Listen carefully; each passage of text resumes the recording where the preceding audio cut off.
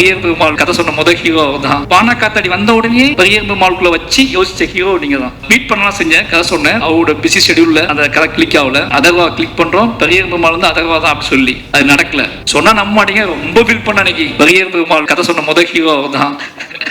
ஷாக்கா அப்படிதான் இருக்கும்.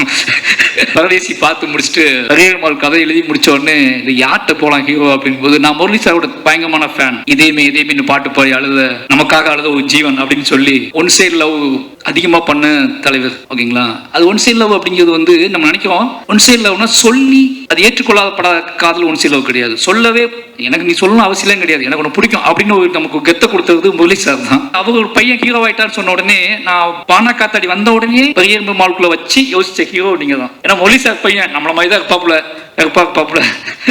நம்மள மாதிரி தான் இருப்பாப்புல. இந்த கதைக்கு பயங்கரமா ஆப்டா அப்படின்னு சொல்லி மீட் பண்ணலாம் செஞ்சேன், கதை சொன்னேன். பட் ஏதோ அவரோட பிஸி ஷெடியூல்ல அந்த கதை கிளிக் ஆகல. சொன்னா நம்ப மாட்டீங்க, ரொம்ப ஃபீல் பண்ண அன்னைக்கு.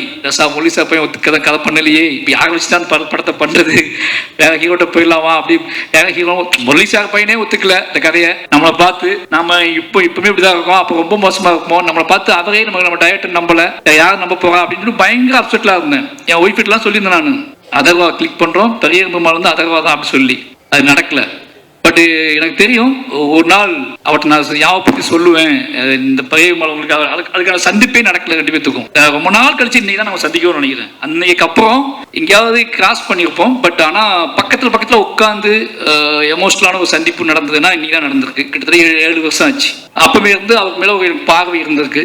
அந்த பார்வையின் அடிப்படையில நிச்சயமா அவரு என்ன சொல்றதுன்னா, இன்னும் உயரம் போகக்கூடிய ஒரு நடிகர் தான். இன்னும் உயரம் போகக்கூடிய, உயரமா இருக்கனாலே கொஞ்சம் சுலபா போறாங்க எனக்கு தெரியல. இன்னும் உயரமா போகக்கூடிய நடிகர் தான். அவளுக்கான கெப்பாசிட்டி வந்து உடம்பு ஆற்றல், அதுக்குள்ள ஒரு வேகம் எல்லாமே இருக்கு. டிஎன்ஏ நிச்சயமா அவருக்கு ஒரு முக்கியமான படமா இருக்கு நம்புறேன். வாழ்த்துக்கள் ப்ரோ. அப்புறம் படத்தின் கதாநாயகிகள் 2 பேருமே நல்லா நடிச்சிருக்காங்க, அவங்களுக்கும் வாழ்த்துக்கள். நிமிஷா அதான் சொல்லிட்டு அவங்களை பத்தி முதல்ல.